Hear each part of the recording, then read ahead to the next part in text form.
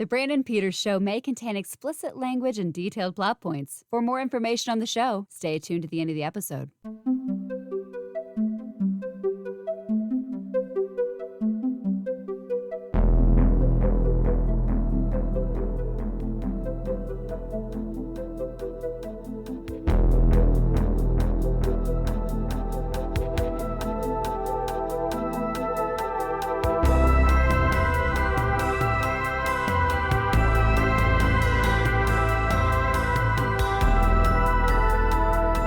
And now, here's Brandon.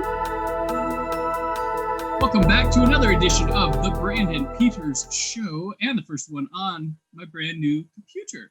Yes, folks, I'm back in business. And today, we'll be discussing David Lynch's 1990 film, Wild at Heart.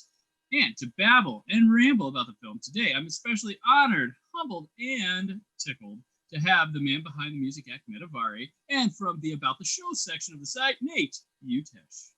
Hey, what's up? Hey, welcome. I'm so happy to have you not only be a guest, but to have you be a part of the show every episode. Right. I love it. I love it so much.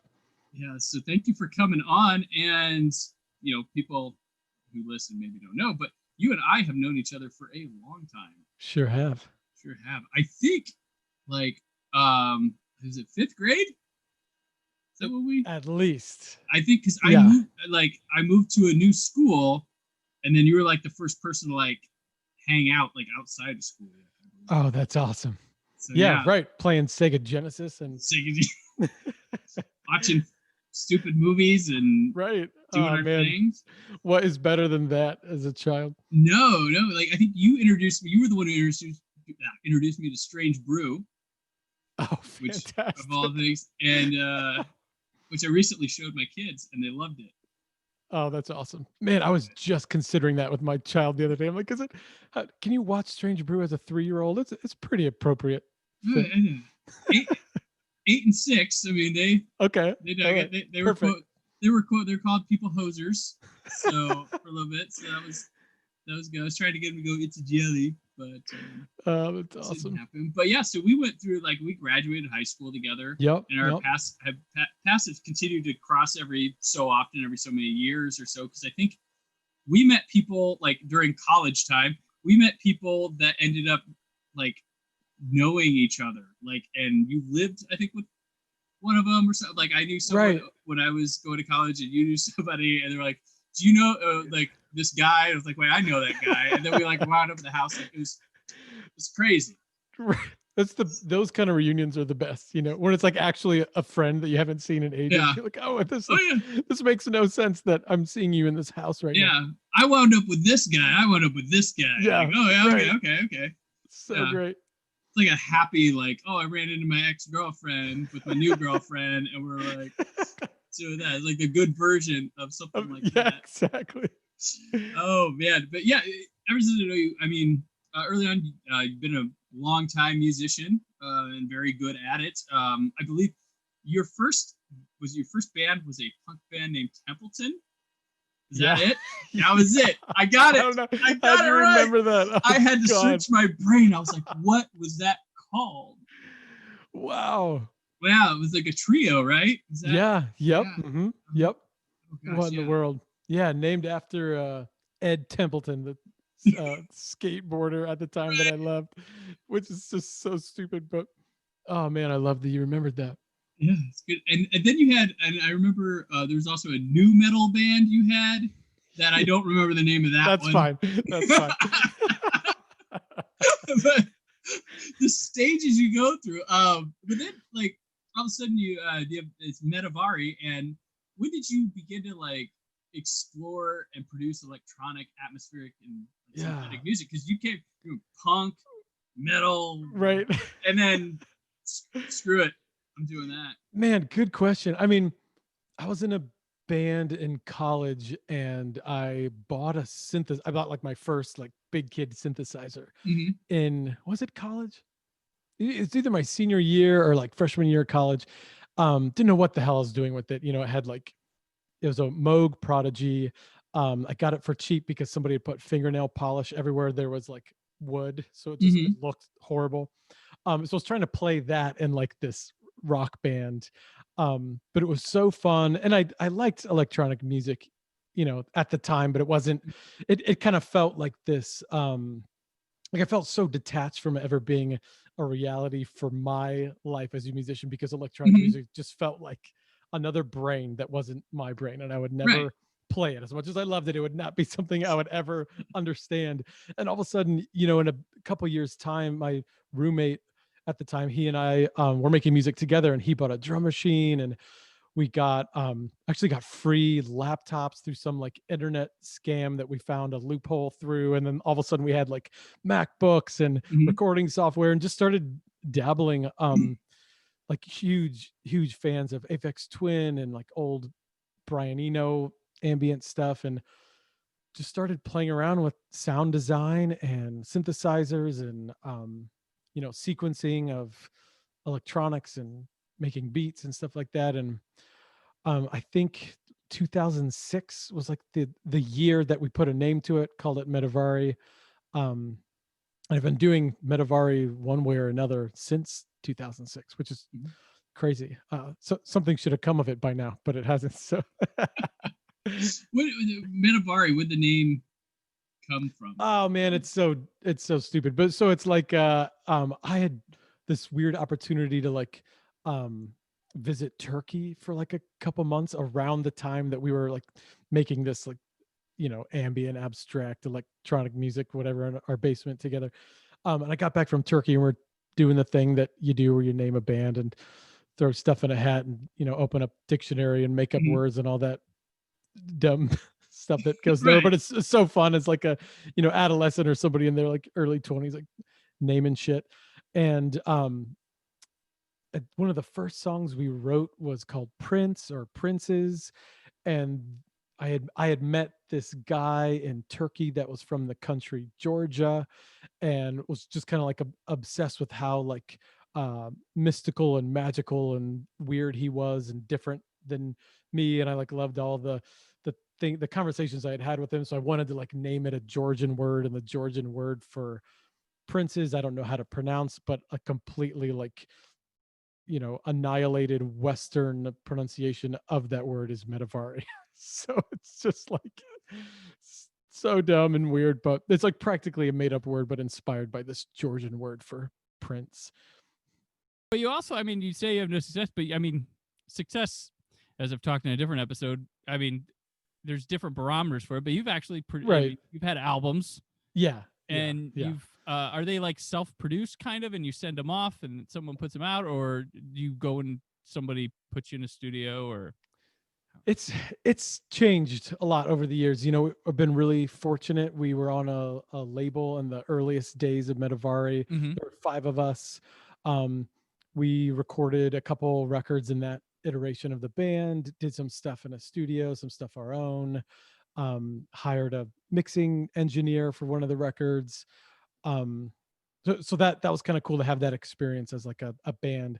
Since it's been me or myself and one or two other people over the Mm-hmm. last several years, it's looked a lot different, where it has mostly been self-produced, but the label representation now is a lot larger. So we're on a record label who is distributed by Light in the Attic in Seattle, Okay. which does John Carpenter's catalog and the Stranger Things soundtracks and all this business that I have no business putting out records alongside of, but we do now. So it's There you amazing, go. have this like worldwide distribution and record store date stuff. And it's just been insanely fortunate what we've stumbled into, and the life that is Metavari right now. Yeah, you got stuff on vinyl too, right?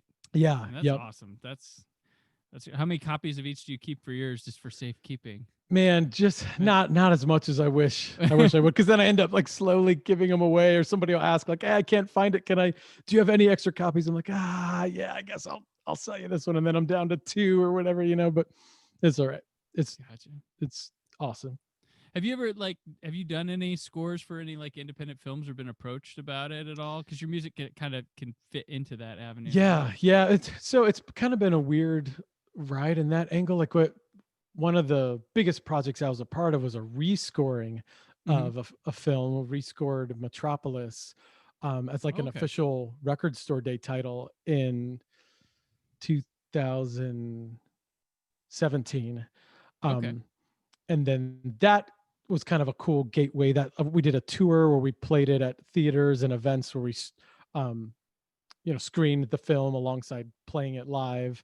And then got offers to do little things, like no big motion picture stuff. I got Right. to pitch to producers for some film in Hollywood, and I don't know who the directors were, but I didn't get chosen to be the composer on the film, but it was like a taste of what that world might look Gotcha. like. But we're actually working on a documentary, a score for a documentary film Okay. right now. Yeah, it's been weird. I haven't, it would be a dream to work on a motion picture, but right now it's small fish that I'm frying. Gotcha. And then you've also, I mean, we're going to talk about David Lynch in a bit, but you've done some rescores inspired by David Lynch. You want to share about that? Yeah. So a year after the Metropolis rescore, the same label offered to do another official, well, we would pitch to Record Store Day that it be an official title. If we could come up with something else to rescore, because the Metropolis rescore went over really well. So we went back and forth on a lot of different things. David Lynch is a huge influence on me visually and musically, and had this concept to create like 40 minutes of music that would be rescores of 10 short films. They loved it.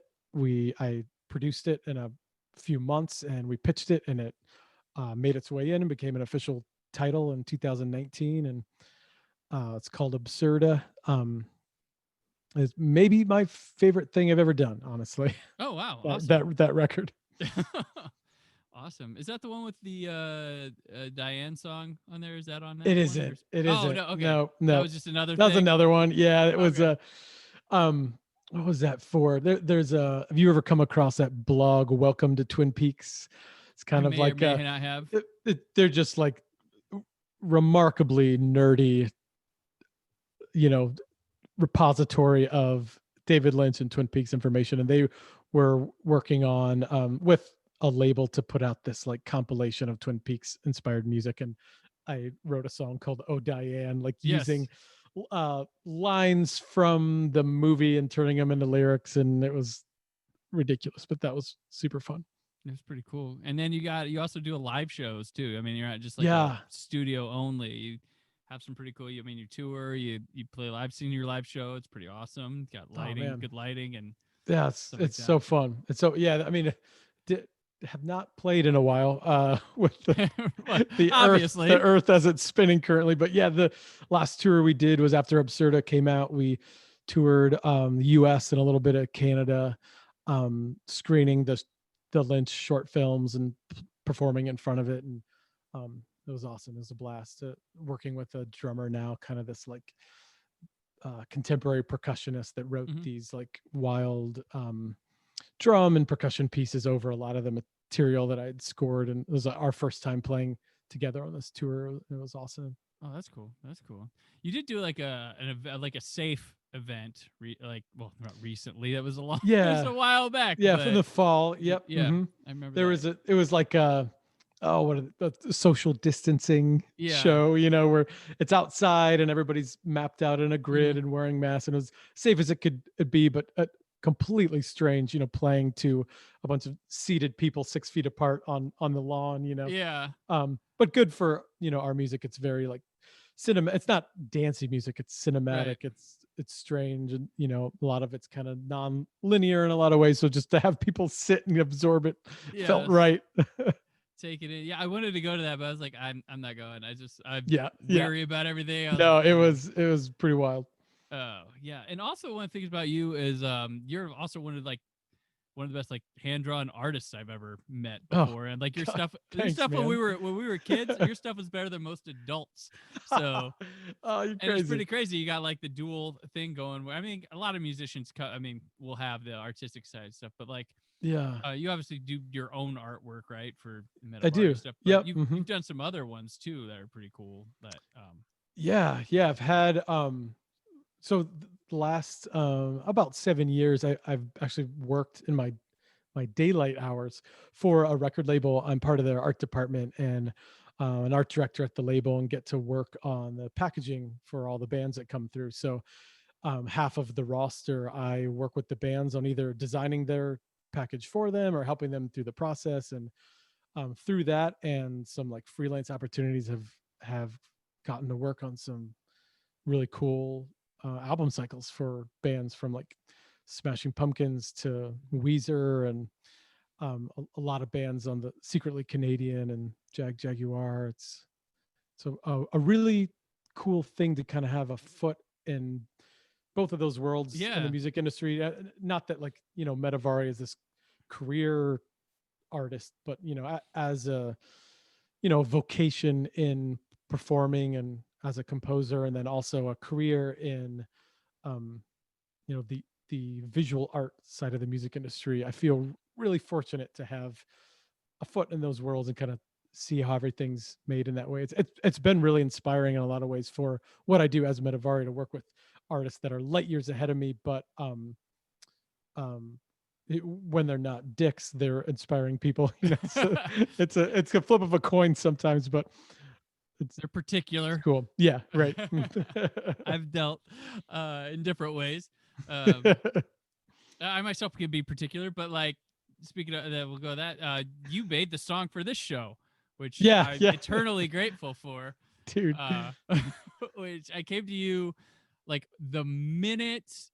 I think I came to you before I announced that the other show was gone. I think I might have. Oh, that's awesome. I'm not sure, but I was working on this, and I was like, my first choice, I want him to do my song. Oh man, that's if he can. And then you were doing it, and you did it for nothing. And I'm like, holy crap! Like, I couldn't it was believe so it, fun. I went for art for this show and was getting these astronomical prices, and I was like, oh man. Yeah. But yeah, and you like nailed it. Like, it was insane. I mean, the fact that it's you, right. It was like, yeah, this is going to be so fun. And then you sent me the references of like music you liked, like what it should kind of hearken to, and it was everything that I listened to already. I'm like, okay, yeah, I'm doing this. This is going to be great. Right. Yeah, because I gave you, I was like, I want some Giallo stuff, because I had backup in case you didn't get it done in time or whatever. I was going to use the theme song from Tenebrae, Dario Argento film, which I really liked. That was like kind of the kicker. But you got it done in time. Like, you got it done way in time, I think. Okay, I couldn't remember. It's like, was it a skin of the teeth? No, there was a time where I was trying to hit after Labor Day, and you got it in like 2 weeks before that, which was fine. And I remember when I got it, I just listened. I was like, oh man, I'm like, I'm gonna send it to a couple people and see what they think of it. And I sent it to my producer, and he was like, fuck you. Because we run a audio drama thing that's been slow as hell called Don't Flinch, which is a horror anthology audio drama series, and he's been looking for like a theme for that stuff. And he's like, he's been given some kickback because of the content we've produced that's not out there or whatever. Some of the composers are like, I don't want my name on that. And interesting. And he's like, fuck you. You just as soon as I was like, and then I listened to other people, and I think Nick Rust was on here recently. He's on Literate Gamer, and he was helping with stuff in pre-show, and he's like, I'm still mad at you for that song. Like, how did so it has gotten rave reviews. That's great. Oh man, that makes me so happy. And there's two versions. You had one which was great, and then you added just a hint in the next one, and I was like, oh, it's even better. So it was such a funny thing because I think I'm a silly person in my life, but my music tends to be a little dark, a little more brooding. And I'm like, and I think we talked about it. I was like, is this gonna feel like this weird, like pretentious, overlord intro music? And maybe it does, but that's all right. It soaks you in. You're like, oh, we're gonna have some serious discussion on this show. But I think that you added a little element, and it gave it just the hint of pep that it needed. Yeah, good. And I was like, you know what? I don't care if it fits. This is just awesome. And you don't turn down awesome. Like, I was talking about on an episode, we talked about the Blink-182's Adams song, and I read that Mark Hoppus wrote it and when they were doing Enema of the State, and he wasn't sure. He took it to the band. He's like, I really like the song. We're making the album, but I just won't go on there because, it's a sad bastard kind of song. And it's probably not gonna fit. And they're like, no, good songs go on our albums. I don't care if it fits or not. That's The cool. rest of the band was like, it goes on. So I'm like, yes, it goes. I don't care. This thing was awesome, and Man, it sounds great. And I hated chopping it up a bit to make it fit. I hate it. I'm like, I want it to go as long. And luckily, the end credits plays the whole thing. Yeah. But I wanted it to. I was like, no, you have to hear the whole thing. But I've learned, like, a lot of people want the show to get started. So right. Yeah, that anything, makes sense. as long as it starts between 30 and 40 seconds, I think I'm good. And as long as you hear a voice at the start. Yeah. But man, yeah, you and Jessica did me so well with that, and I'm eternally grateful for that theme song. So welcome. I love hearing all that. Yeah, it was great. But yeah, okay, and we can move Wild at Heart unless you want to talk about anything else. No, let's do it. Let's get in there. All right, here we go. Wild at Heart is written and directed by David Lynch, based on a novel by Barry Gifford. It stars Nicolas Cage, Laura Dern, Willem Dafoe, Diane Ladd, J.E. Freeman, Isabella Rossellini, Harry Dean Stanton, Calvin Lockhart, Crispin Glover, David Patrick Kelly, Grace Zabriskie, Jack Nance, Sherilyn Fenn, and Cheryl Lee, which some of these people aren't in the movie as that much, but damn, they need to be noted. Mm-hmm. It's about young lovers Sailor and Lula run from the variety of weirdos that Lula's mom has hired to kill Sailor. And this, for Lynch, this is his first feature film following Blue Velvet. It's right smack dab in the middle of Twin Peaks, as you'll see with the cast in this. And there's some people that blame the second season of Twin Peaks on this movie, some of its lows, but it has nothing to do with it. Like his I'm glad we're not going there. His response to like anything with Twin Peaks, his leaving of it had nothing to do with doing Wild at Heart. Right. It had everything to do with some network issues. He did not want to outright solve the Laura Palmer murder, and that was what. And he said, "Fine, I'll do it," and I'm out. And then he came back towards the end, and it was. Saved it. Too late. Yeah, I saved it, but it was, I guess, too late. Yeah, that's true. Not exactly saved it, but there's a lot of weird stuff going on in that middle section. Yes, but we're here for Wild at Heart, which he calls it's kind of his Bonnie and Clyde, right?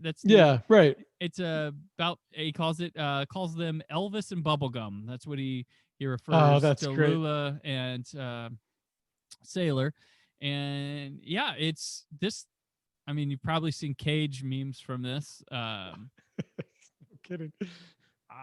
Nate, this was one of you gave me like a list, and I'm like, I want to do like all of these, but David Lynch's birthday is coming up next week. I share the birthday with him, January 20th. One of the greatest days of the year, and this year, yes, it will be a great day. Yes, it will. Everybody's excited. I go every time I see on Twitter someone mention the date, I go, it's like everybody's excited for my birthday, which I hate to sidetrack, but Twitter, Todd Farmer, who I know, he was on my old show. He wrote Jason X and Drive Angry and My Bloody Valentine 3D. He said that, and I was like, I'm glad you're excited for my birthday, Todd. He's like, it is a time. I'm really proud. And I said something. He's like, I think, you of all people, you're like that wine. You get more wisdom as you get older, Brandon. And then I was like, I said, I agree with you. My wife wouldn't, but I think I'll take your side. He goes, don't worry. He's like, I think she's right on everything else, but I'll mansplain this to her. And I said, I'll say it's your funeral. I know in my heart it would be mine, but had some good laughs. But January 20th, good day. David Lynch, his birthday's that day. A lot of other people like Tom Baker, my favorite doctor. We share it. Crazy. So it's all good. And who else is there? McCoy from Star Trek, DeForest Kelley, the original. Oh, all right. Bones, yes. Man, that's a good birthday lineup. It is pretty right there. good. It is pretty good. I can sour it with Stacey Dash, but we can do that. So this one, why was this one of the Lynch's on your radar to pick? Yeah, man, that's such a good question. I mean, we've talked about Lynch a lot. I love David Lynch.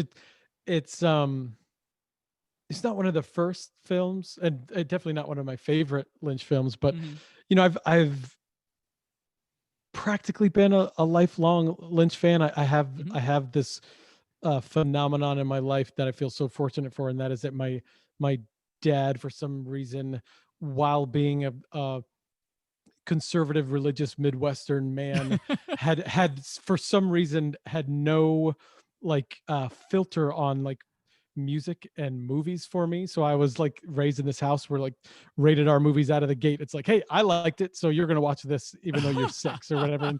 And Lynch was one of those things. I remember or Dune was the first thing I ever saw. Not that that's right. great Lynch canon, but I remember being at the video store, and I mean I was probably 13, and he sees the Twin Peaks pilot episode in the video store, and it was you probably know, but like how that the pilot episode, there's like a European version that's like self-contained in case the show wouldn't get picked up. They'd have like this film version of it, and you could rent that version of it for a while. So we're in the video store, and he's like, oh yeah, this at the time, the show was only a couple years old. So he's like, yeah, I remember this when it was on TV. You're gonna love it.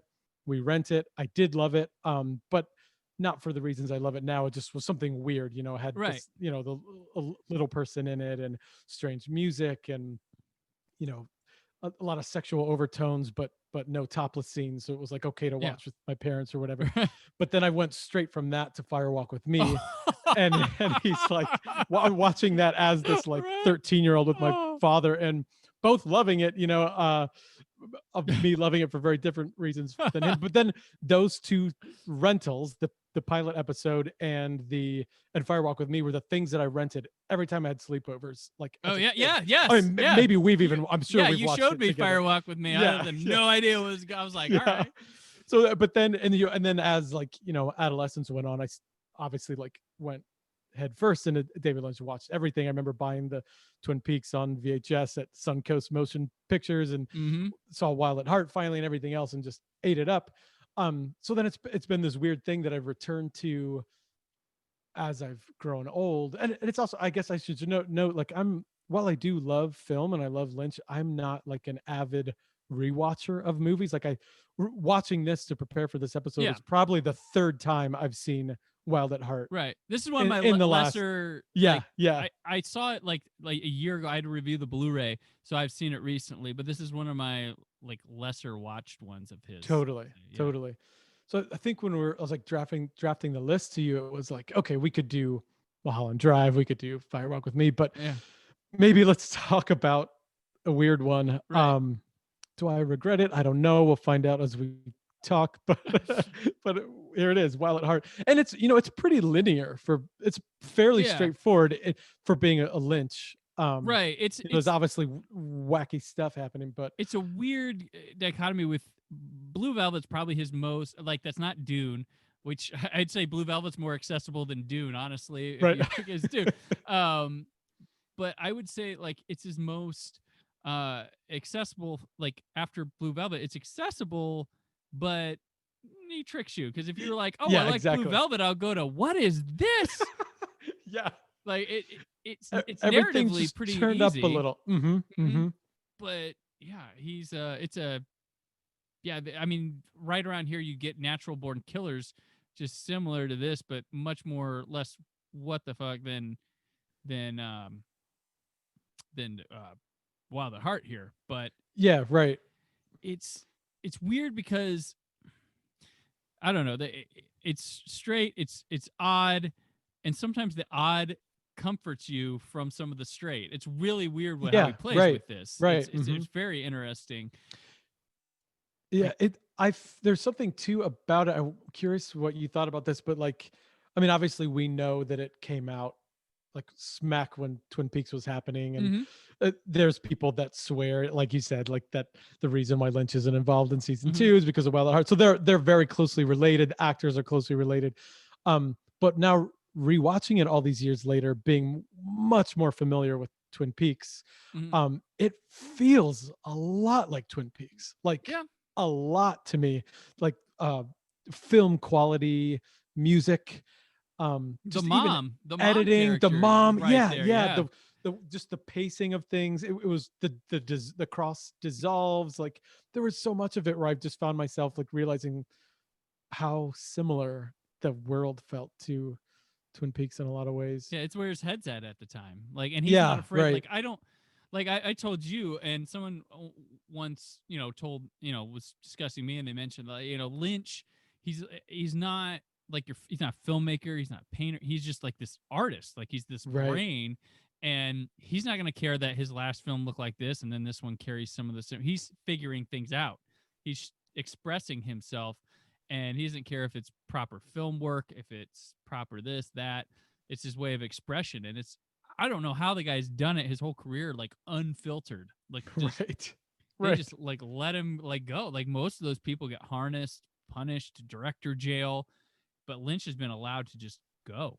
And that's really interesting. And there's something in the guy. I mean, like he was who George Lucas wanted for Return of the Jedi. Like I don't know what that movie is going to look like, but I have a hard time thinking he would enjoy working on it. I know. Have you seen the interviews where people have asked him to react to his time talking to George Lucas, and I guess he got like a horrible migraine, and it was just like all he could think of was like how to get away from the interview he was having with George Lucas like as fast as possible, and it's just really hilarious. Oh, that's because he's not one of those guys. He came around like around the time with them. Like he's at the end of that decade with like Carpenter and stuff, but like there's the whole film school, and he was one of those brilliant artists coming out of that free reign 70s, changing film decades, but he wasn't one of those guys. Yeah, right. Very much not. And he's kind of like in a way where Friedkin's more technical, like who did The Exorcist and French Connection, all that. He, picked up and went with it. He didn't go to film school, but he wound up with those guys. He fit in with those guys a little bit because he started Zoetrope with Coppola. And Bogdanovich, but then here comes Lynch, same kind of deal, but he's not. Oh yeah, that's interesting. He's the more arts abstract guy. Yeah, way more nebulous in his like conception of what he's after. Whereas Friedkin picks up on the technical side and like everything, but they're both not film school brats like those guys. Right. But yeah, this one, he likes a book. Like he'll do, like he does the Straight Story down the road in this same decade. Disney, right. And it's just kind of odd, but he just does what he wants, and you're never going to figure him out. He's not going to tell you. No way. With his films, you experience them. His joy is hearing what you thought you saw. And you're not supposed to watch it like a normal, and that's not an excuse for sloppiness. That's not an excuse for something that doesn't make sense.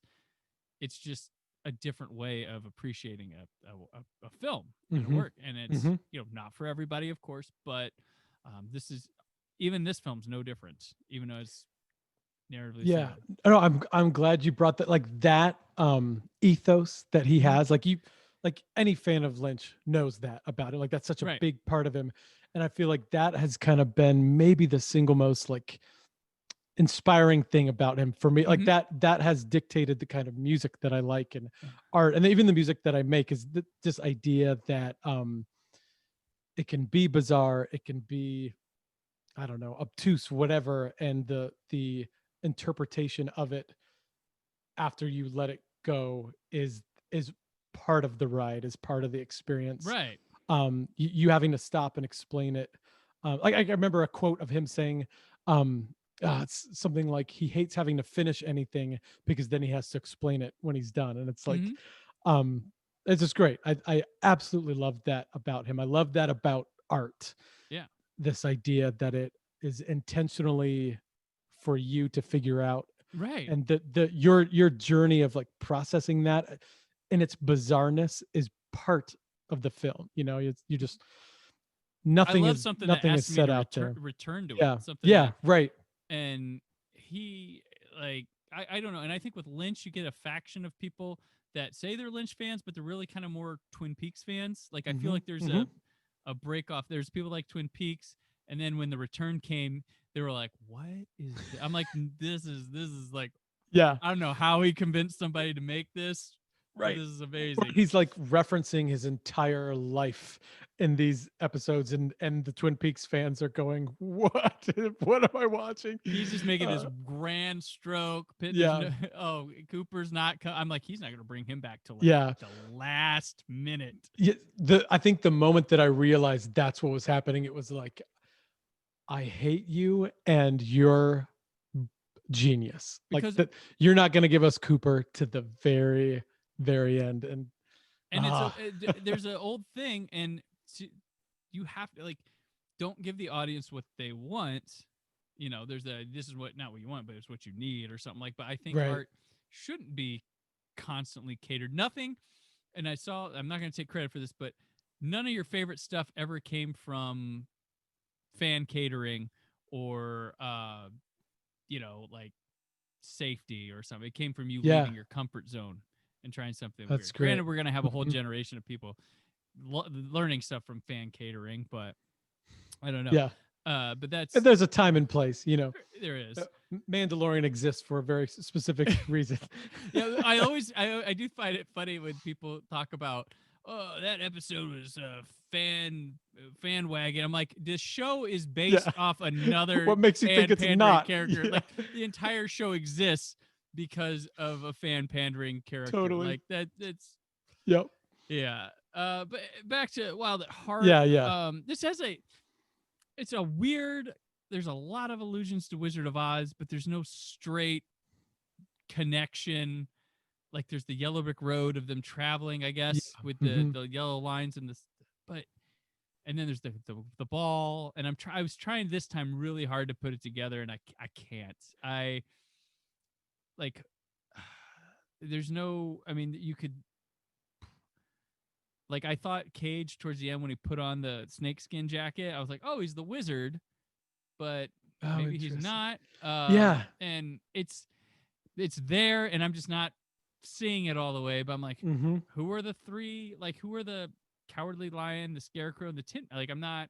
Right. Yeah. It's loose, and I mean, I don't even think I knew until this rewatch that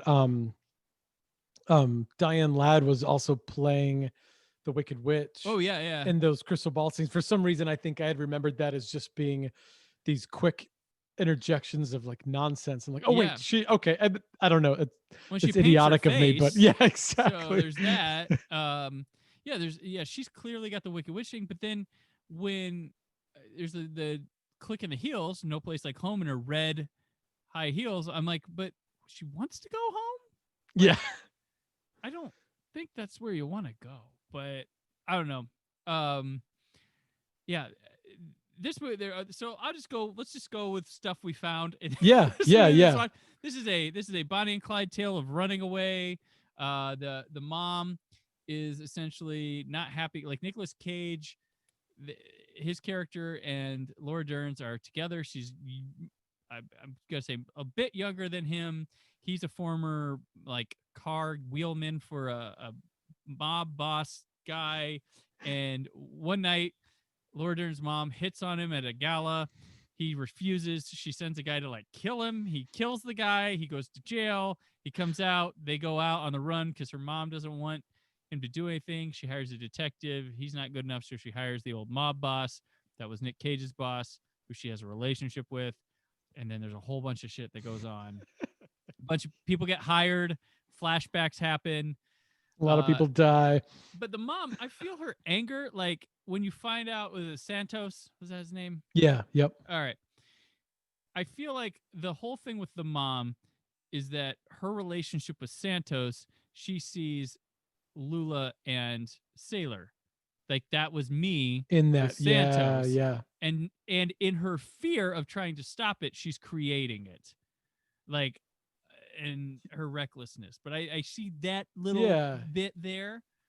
But she goes insane. And if you watch other Lynch movies, this character kind of appears in different things. Right. And she's actually Laura Dern's mom in real life too, Diane Ladd. Yeah, which is I didn't know that until the rewatch as well. Which is, I mean, I remember I think it was when The Return came out. Dern was talking about, her life with Lynch and the films they've done together, and said that of everything she's done, she doesn't want her kids to watch Wild at Heart, and it's not because of things she does in the movie, it's because of things grandma does in the movie. Oh man. Oh wow, that's funny. Yeah, her character is like Diane Ladd's character, the mom is just incredible. I mean, she's just madness. And I love the weird like there's the one part where he comes to the table and she goes, Santos! Yeah. That's just so Lynch. It's just like he sucks you in, pulls you out. He wants you to see around. Like it's deliberate. Like, and I love his big dramatic. Like, he does a ton. Like he was doing a ton in Twin Peaks at the time. Like the overbearing soap opera music. Yeah, right. And trying to like over dramatize scenes. And there's a little bit here in a different way. Yeah, like the dialed up insanity of like the overacting that's happening. I mean, obviously Cage is just how he lives anyway, but even like Laura Dern, who's like this incredible actress, has this weird like overacting, like really dramatic quality about her that I didn't see in Blue Velvet. And it's just like it's a 180. It's given you this, which is again kind of felt another reason why it felt like Twin Peaks to me. Is like you're watching this weird campy soap opera that kind of feels like a cartoon or a comedy, but then is so violent. And then like, you know, Dern's like the Lula's backstory is horrifying, but that mixed with all this like campy soap opera stuff, their relationship, which is the crux of this whole thing.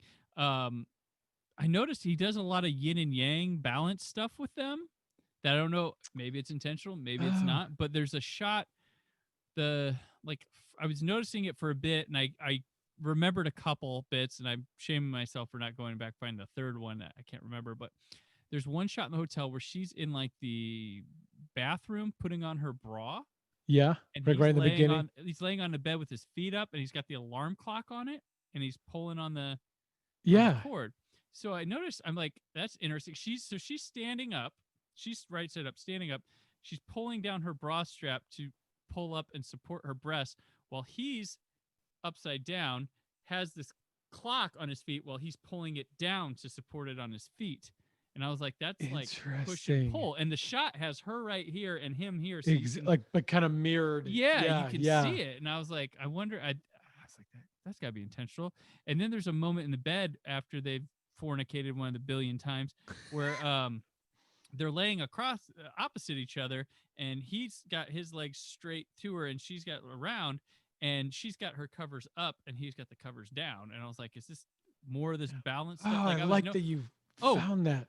And there was a part where pan over, it's a close-up of him cleaning off his boot. Like he's cleaning his boot off, and then she's painting her nails. So it's like cleaning one off. Yeah, right. That was it. That was the other one. Dude, all right. I was like, is he like, it's got to be deliberate, like just showing this, how they're yin and yang to each other. And she's normally got a light top on, and he's got that big jacket. Yeah. So so it was a lot of push and pull from them that I liked. I mean, that I love that, because I feel like that's another kind of big question in the movie. Like as you're watching it, is who's the hero? You know, who's Dorothy? If that's what you're trying to figure out, because at times it's definitely Cage, but then things happen with Dern, you know, that make her feel attacked or weak. But then at other times, I mean, but then she's the one that's defeated the mother in the end and throwing the water on her and all that kind of stuff. So it's like, oh, I don't know. I like that it's unclear who the hero is, who's protecting who, especially that we have like a man and woman in that kind of like teeter-totter role. Especially for a Lynch film that felt kind of magical. Right, yeah, and they're good together. They have good chemistry, and this is one of my this is a favorite Cage role. He's got the people, no kidding. People know this from him with the cigarette hanging out of his mouth and pointing, like that exactly moment. But and it's great, but there's so much to it. I mean, thinking of like most legendary Cage moments for me, like Mhm. when they're in the desert and they just decide to stop because they need to dance, and they turn Right. on Power Mad or whatever and just start like kicking up dirt. It's just from the first time I watched it to now, like that scene is just one of my favorite things ever. The metal's really an interesting choice, like because he's this like diehard Elvis guy, but he loves heavy metal. Yeah. And I came up with this time, I'm like, so his outer shell is like heavy metal, but deep in his heart, which Lula brings out, he's got the Elvis. So when he's really Yeah. down there, he'll sing his Elvis song. Yeah. So And I like, mean, that's exactly it. Like, I mean, obviously the scene of them in the when she gets him out of prison, and they mhm, get all dolled up and then go to watch Power Mad live, and it turns into him yeah, singing Love Me. And it's just like it's exactly what you just said. Like, they're there because of who he is, but then once he's melted down, all that's yeah, left is him serenading her with an Elvis song in right, front of a yeah. metal crowd. Yeah, I think they even cut one of the songs from the movie. I was watching that there was another song that I was like, wait, I don't think this happened in here. And then you got to wait till the "Love Me Tender." That's like the one, but Yeah. never sings. Um, Oh man. yeah, and Lynch has called this "Finding Love in Hell." That's what he says this movie's about. Okay. And he does do Okay. it like there's a lot of the matches striking with Hmm. close-ups and sound, and then the cigarette cherries dragging, which is a big thing. Which I was trying to like, when's that? But it's like just supposed to show their fire and passion. I guess that's all I could Yeah. take from it. I thought there might be something more to it, but Well, it's cool. It on that note, like before you realize Lula's full backstory mhm. and the car accident and all that kind of stuff, there's so much fire. There's so many Right, cuts to fire, and that's true. you're just thinking, oh, this is like their passion for each other, because you're Hmm. seeing, they're having sex every other scene in the first half of the Right, movie, and then there's these shots of fire, and then when you realize that the fire is actually this traumatizing accident, it's part of her story, then it's this true. weird thing where all of a sudden what you thought was a depiction of their love and specifically their sex is actually this like traumatizing, which is like classic Lynch of just having like the violence on top of sex, and Hmm. just the crossroads of all that kind of I don't know, it's like this weird emotional engagement that he does, where it's like these shortcuts to something really passionate, whether it's Right. because it's very like hypersexual or like hyper violent, and it's dramatically emotionally engaging, in like a fever dream kind of way. It's not, and this is just filled with it. Yeah, yeah, no, that's very true. Yeah, that I didn't. I should have put that together a little bit better, but yeah, I like that how he's leading you into that. They have yeah, like they mentioned, they have a lot of sex in this movie, uh, but so like I saw like so with Laura, there's two roads to this. Like Laura Dern's, like we see a flashback where like her dad's business partner had molested, abused her, raped her, and Yeah. she got blood on her face. So Yep. he obviously smacked or punched her. Um, and then she's in love with Sailor, and their sex is pretty rough when they have it. So I'm thinking, I'm like, oh, so that's since how she was introduced to sex that way. That's maybe how she thinks it is. And so the guy who's like reckless and rough with her, like Sailor, she thinks is, oh, this is the guy, like he's good at it. Oh, yeah, So I yeah. was thinking maybe that's her big time attraction to, because she's only 20 in the film. When we start the film, at the end she's what, 25 probably. 25. Yeah. But I Hmm. was thinking that, and for Sailor, like I think he was like addicted to his life of crime, and the antidote, cure, recovery for it was Lula. And the moment that she finds out she's pregnant, and like the sex cools off and they're not on the road anymore, he's right back into crime. Did you notice that? Yeah. Like Yeah. he Right. goes I for a didn't, but that, dumb yeah, job. exactly. Hmm. So, like he joins Bobby Peru, who he does not like. Well, we'll go for this job. Like the minute he's like away from his cure, his newest addiction, he falls right back into his old trap. Yeah. I Yeah. know. So I was like, that's what I figured with their sexual relationship. That's kind of how they each come to it. That's a good perception of like the deeper backstory in the character, which Hmm. not that Lynch doesn't go deep, but he's I don't know, it could be notoriously surface level sometimes with characters, because it's more about vibe and emotion and like being abstract.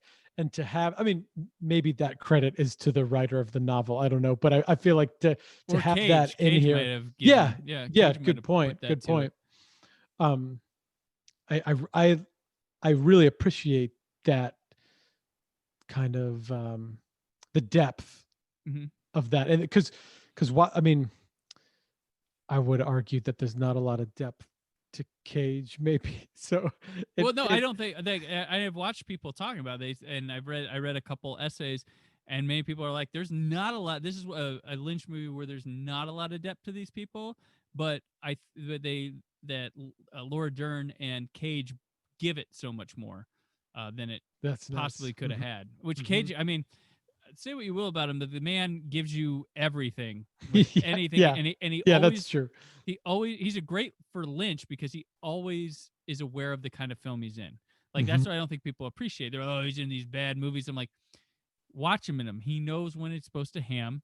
He knows when he's supposed to go a little bit camp, and he knows when to give a like Oscar dramatic performance. Like he can do it all. The guy's a movie geek. He loves movies, and he knows exactly what kind of thing he's in. And he also takes roles because, like, he just did this really stupid samurai-ish kung fu movie. Oh yeah, but Tony Jaa's in it, and I bet he saw one of Tony Jaa's Muay Thai movies and was like, "Oh, I'll be in with that guy, so I'm doing it."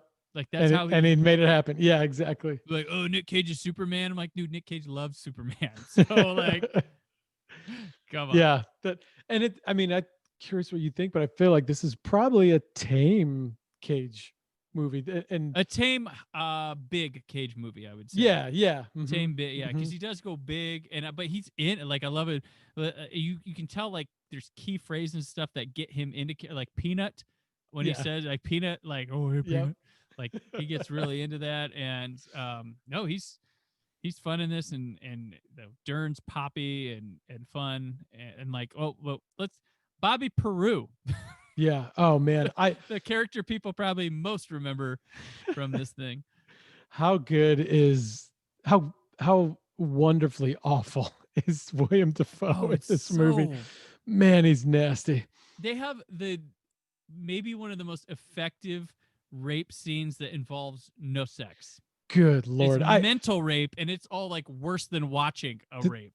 That scene and his character have stuck with me my entire. I mean, I've watched this too young probably, but it has stuck with me my entire life. Yeah, it's. I mean, I don't even want to say it's incredible because it's just a horrific scene, but yeah, I think that it really is a testament to like the actors that Dafoe and Dern are. Like they by the time that scene is over, you are exhausted, you feel dirty. Yeah. Like you feel like she has been like rescued. So when she's clicking her heels at the end of the scene, it's just like you just want to start crying. Like, please, I'll go home too, please. It's so tough. Like, and every time I watch it, I kind of like it lulls me into forgetting how it winds up. Like, yeah, I'm exactly. Like, I was like, and it's so good. Like, it feels like the first time every time you see it. And he's got that teeth that are gross, but he's got a confidence, and he's playing a wild out there character, but it feels like one of the most straight characters in the damn movie.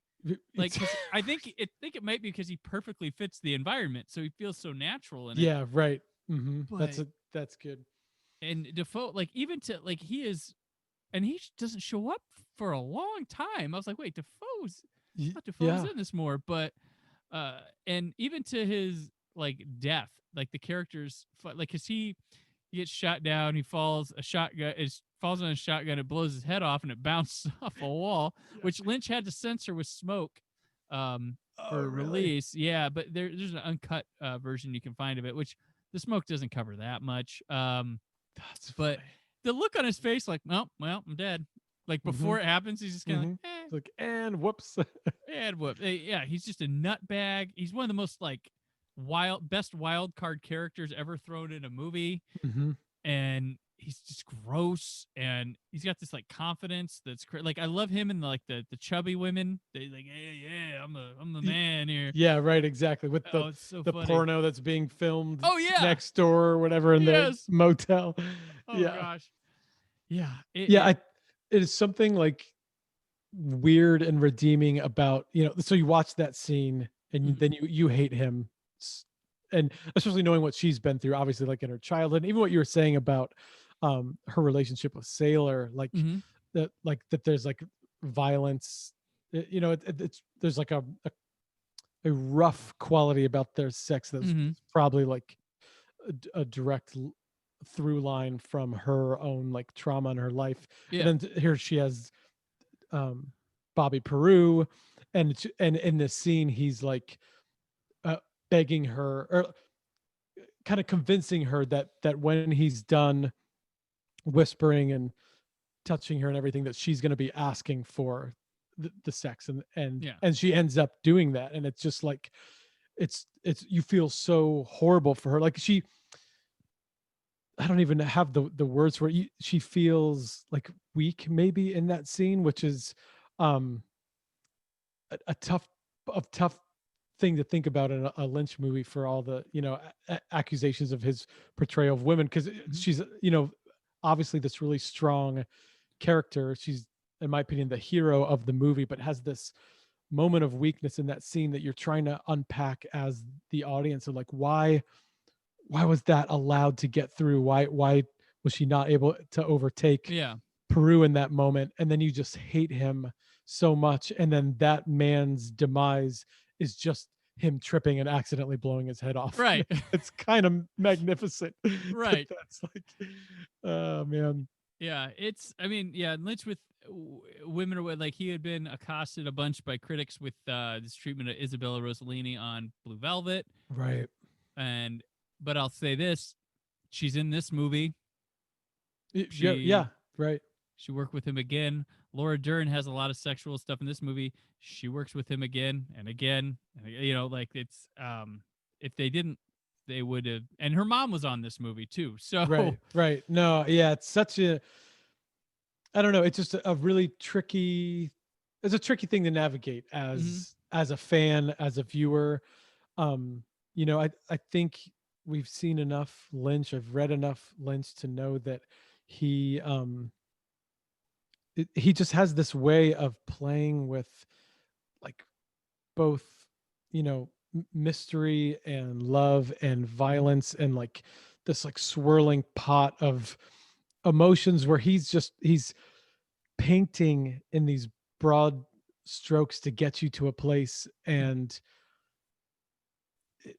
it's not where you would expect to go. It's not where you would choose to go, and it's often uncomfortable, but it does bring you to these shortcuts of these really emotional engagements with the character on screen. And when those characters are women, it's uncomfortable as a man to see it.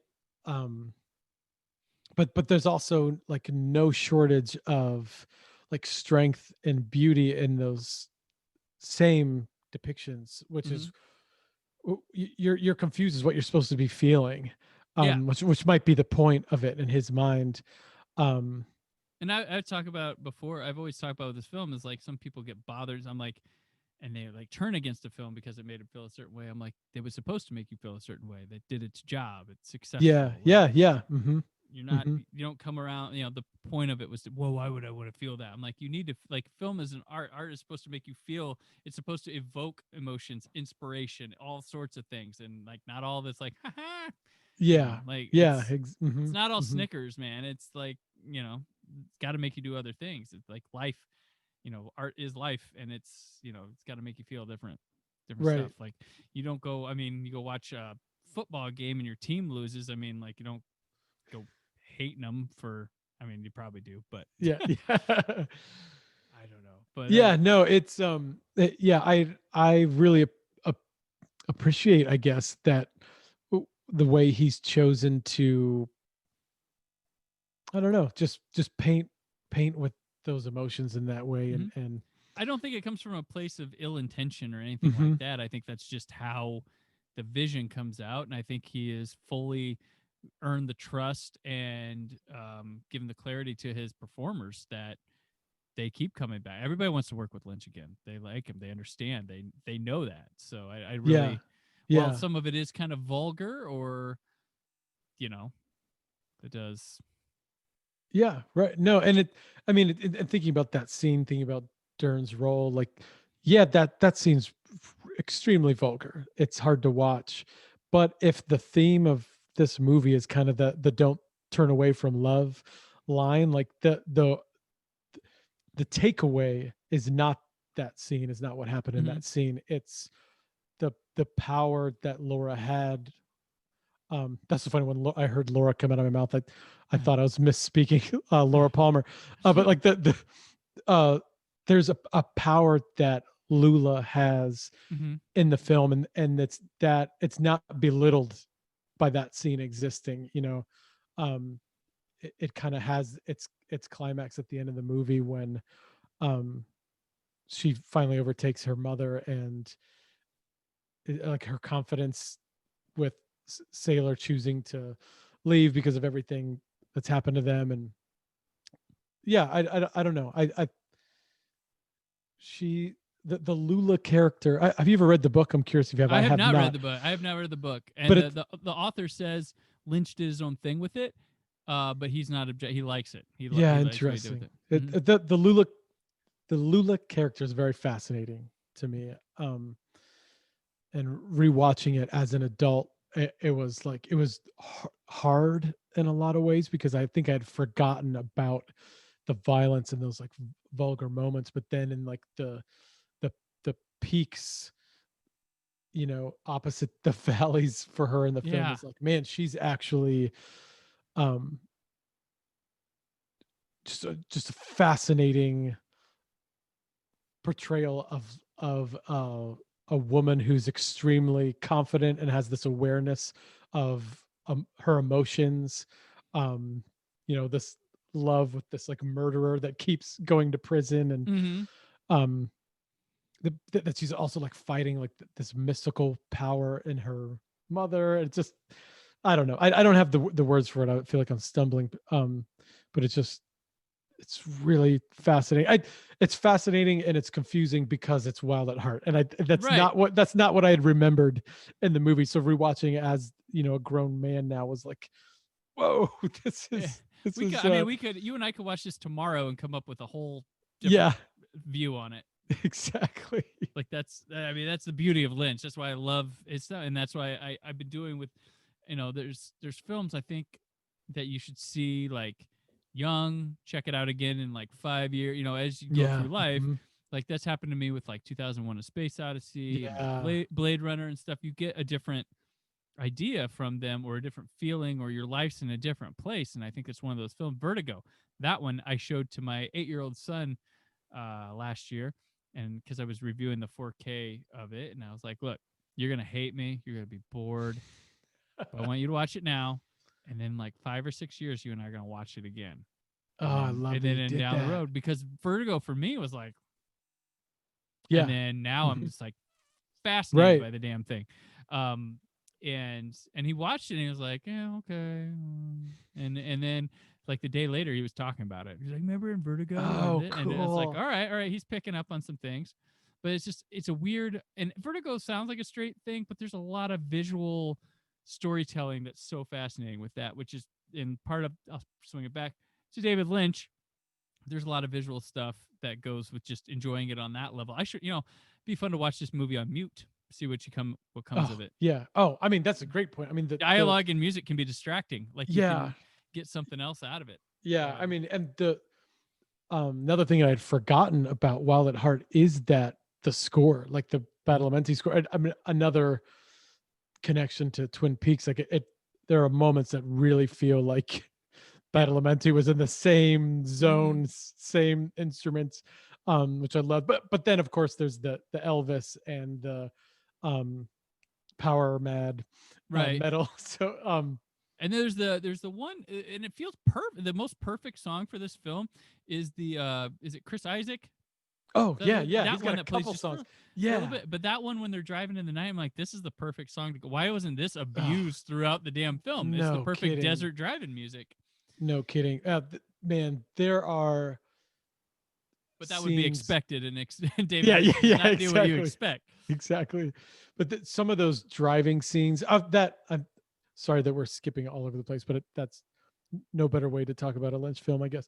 Mhm. But the shots of okay, Lula and Sailor have the talk about that he wants to do this heist with Bobby Peru. She doesn't want Right. him to. The next morning he leaves and he's doing it, and there's no um audio in the movie. You're only listening to music. Like Right. the sound design is missing, and it's just Lula crying, Cage in the back seat of the convertible, like questioning what he's off to, and then Yeah. Peru and Rossellini in the front seat, like laughing, and it just slow motion, just back and forth between those three shots with this great Badalamenti score over it, and it's like, man, I could watch that for an hour and a half. Just Right. Well, there's all different like there's a lot of little parts. I mean, there's the scene where what's her Grace Brisky, the mom from Twin Peaks, where she's first introduced, and it's all shadow. yeah, And then she does come out, and she's got cane. She's differently a typical, like, if there's a typical Lynch character, she fits the bill. yeah. But then she's is it David Patrick Kelly's with her, and like Mm-hmm. he's a known commodity, and he's definitely, I mean, he's in a bunch of Lynch stuff too. But like he's underused. He did appear in a lot of deleted material. Oh, did So I he? guess that just happened. Crispin Glover's in a random Right. flashback role. He had a moment cut where they ran into him at like a fill-up station or something. Oh, crazy. But you know what? Any chance to give Crispin Glover was made for David Lynch, Oh, no and it's kidding. surprising that this is one of their few. I know. It really is, isn't it? Yeah. And the scene, is it true that his character in this movie is kind of like this afterthought? Like it was designed just to be this random I think so. scene. Like I always hear that. I mean, it feels like it, but I think it's supposed to be like helping fulfill and show the kind of people that Lula's been surrounded with. yeah, okay. And maybe He's like a cousin. Yeah. Right. Okay. And maybe Sailor is the most normal thing Yeah. she's ever had. But yeah, it's a really weird. I like the sandwiches bit. It cracks me up. He's like, "I'm making my sandwiches." I know. It's so funny. It's so funny. I know. I had forgotten about that line. Rewatching it, and it was just like, oh, thank you, thank you. Man. Yeah, no, I dig this. Like, it's hard for me not to like something Lynch, but Right. I really dig this one, and there's plenty to sink your teeth into. If you like the weirder Lynch stuff, it's there, for sure. But yeah, I think knowing the Wizard of Oz madness. I mean, obviously, Cheryl Lee as the Good Witch of the North is. In case you weren't paying attention the whole time, here she comes. Yeah, exactly. But I noted. I mean, you probably caught it, but I did not remember the. I don't know the actor's name. He was also in Dune as one of the Mentats. He approaches them at a bar, and his hair is styled like one of the Munchkins in Wizard of Oz. Yes. And he talks to them in like a sped up chipmunk voice. I'm like, is this like that was the actor's choice? He wanted that. He decided he went, and Lynch was like, because he was just supposed to talk normal. Yeah, but that's talking about pigeons and incredible Wizard of Oz moment. Right. Is easy to miss somehow. Yeah. But yeah, that's true. Yeah. That was, I forgot about that. There's so much, like, there's a bunch of stuff that listeners probably like, they didn't talk about this. I know. So much. It's rough. There's a lot of, like, Harry Dean Stanton, we barely touched him. Right. But he's just he's normal as like he's just straight Harry Dean Stanton there, and you feel bad for him. Private Eye, Yep. Private Eye that gets tortured and murdered. Yeah, in the hotel. Yeah, poor guy. Thought he was in love. No. And then there's like Santos. I guess in the book though, the Santos character is the guy that gets called on the toilet with the woman. where you see this guy. He? Oh, he's Mr. Reindeer. Yeah, Mr. Reindeer, and he pulls out, and there's a naked woman dancing. He's on Yeah. the toilet. It's this rich bathroom. I'm like, this is great. This is Oh my gosh. That's Santos in the book. It is. And then, okay. And then the character that Grace Zabriskie plays is made up as well. Oh, so was Mr. Reindeer made up as well? Like added by Lynch? Well, yeah, he's added, but he was Santos, and kind Santos, of like split. He made Santos more involved with the mom and stuff. That's what Lynch added that to it. Yeah. But I guess there's like 8 books of this series. Like it's a series of books. Oh, okay. Yeah. There's like a bunch of them. So all right, here I know what we're doing this year, I guess. Reading up on these books, yeah. I was gonna look this up. So that scene, Mr. Reindeer on the toilet, the naked lady dancing next to him. In the background is the Platters, the old like Motown artists, the Platters playing, and that song is the song that the Got a Light guy puts on the record in the Twin Peaks of Return. Oh, in that episode 8, the crazy episode that just classic nonlinear. The best Lynch. one. Yeah. And I feel like talking to people about the Return and rewatching the Return, it's been fun to kind of like play Where's Waldo in it and figure out where he's referencing his career now that we know that that's kind of what is happening in the Return. And I think that maybe the Platters playing in the Got a Light scene is referencing the Mr. Reindeer scene, listening to the Platters in Wild at Heart. I don't know. I mean, he has that music a lot. I mean, Mulholland Drive had that. Obviously Blue Velvet and Roy Orbison, but I think that's what was happening there with the Platters. I'll take it. Song. I'll take it. Yeah, marking it down. All right, that's awesome.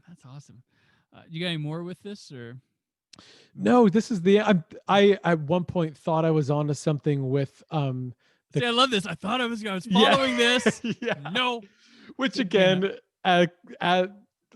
as Life Lynch fans, that's what you learn, that like A, he was thinking about it a lot more than you realized, and B, the thing you're thinking about a lot, he didn't even care about. Idea. Yeah. But all the sex scenes are in a different color. And at first I thought we were working our way through Roy G. Biv or something for like yeah. But I don't think that's what's happening. And then I thought maybe it was trying to recreate like something from the Wizard of Oz. Yeah. Going on, like maybe it's the poppies or like I don't know. Right. Like, I couldn't put it together. I'm like, well, next time, shelve it. We'll do it next time. Yep. Oh my gosh, yes. Yeah. All right. I'm going to what else? This is where we just talk about other things we may have taken in media-wise, books, music, movies, blah, blah, blah, blah, blah, or maybe something we've recently put out in the world. So, Nate, what else? Man, the most recent thing that I've worked on is a record. Oh man, end of 2019, beginning of 2020. Put out kind of this EP that revisited the first record that Metavari did. Okay. And I brought back every musician that I'd ever played with through the life of Metavari, and we rewrote every song on that first record in kind of the world that I'm living in now as Metavari. And it was just this really fun, weird project, kind of like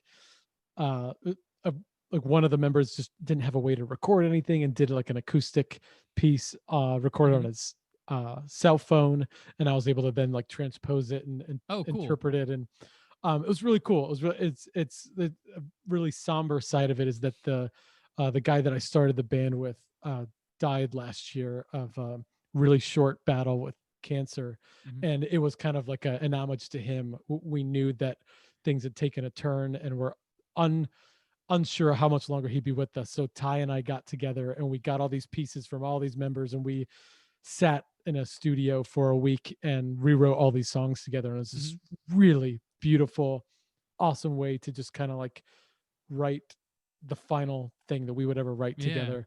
It was really cool. It was so much fun. It was so I'm so thankful that we made the time for that and did it. But that's the last thing that the Metavari did. It's called Soft Continuum. Okay. And it's free. I mean, it's streaming on all the platforms, but it's also, free on our site and stuff like that. But I would be remiss not to talk about it because it's just like a big part of my year for sure. It's just like getting it finished and having this cool little memento, especially having all those guys involved in it again. Gotcha. Excellent.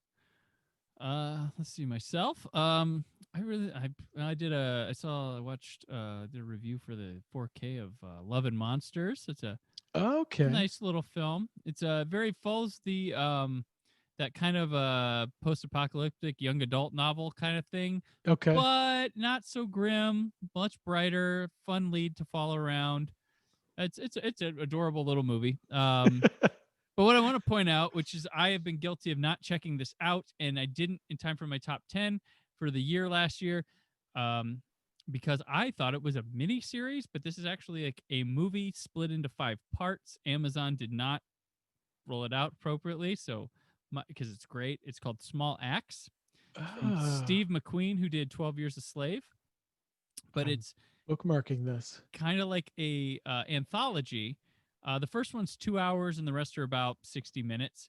It's 5 parts, and it's about it focuses on Black life in the UK in the like 60s, 70s, where there's a lot of racism and shit going on. Like, we don't see that from whenever we see racism stories, it's always America.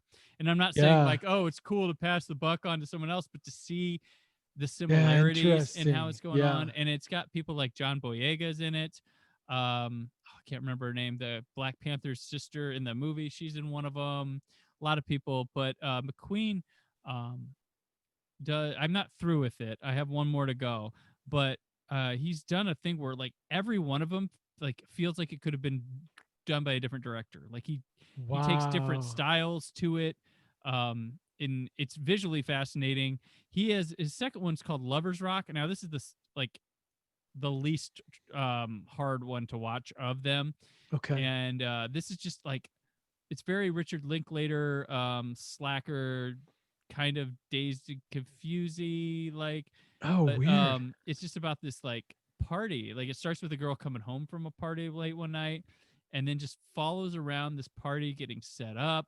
These teens going to the party, having these dramas. It's not a lot of like main character following around. You're just kind of like there at the party, and nothing bad really happens. It's more like teen drama, but like it just works, and it sings, and you're just like, and I don't even remember. I was like, was this one shot? Did they try to do that, or did they?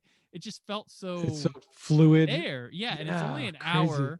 It doesn't feel long, but it feels like you were really there for the whole thing, and it's just kind of fun and bouncy and just youthful, and to see like, because they had to have this party like this hidden apartment a ways away, and they bring the music in, and they like have DJs and people singing live, and these kids just dancing or going outside to smoke and having a fight or something and hooking up and stuff. And it's really interesting. It's one of the most interesting things I've seen. Like, I saw it in 2021, but of the previous year, it would have notched up my list somewhere, that one part at least. But the other ones have this restaurant owner who gets harassed by white cops.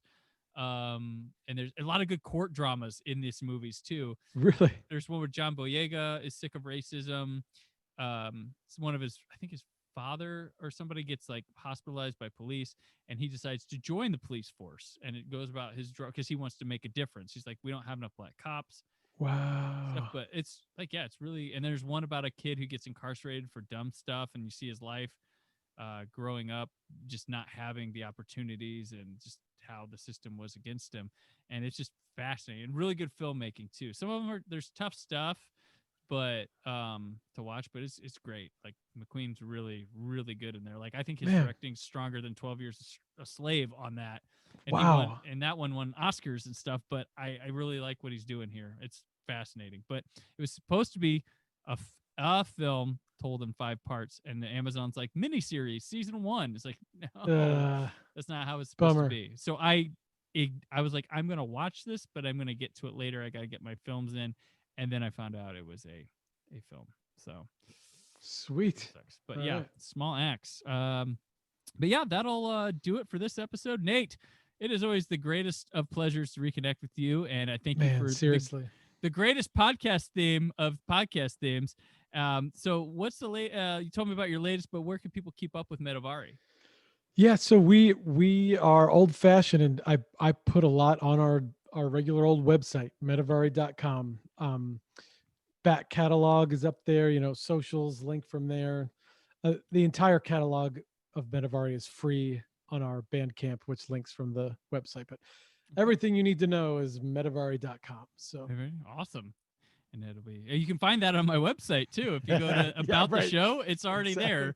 So that'll do it for today. I'll be back tomorrow on YouTube for 4K Blues Day, and the podcast will return on Wednesday for Old Space Show. Until then, always remember to keep the positivity in your online film discussion.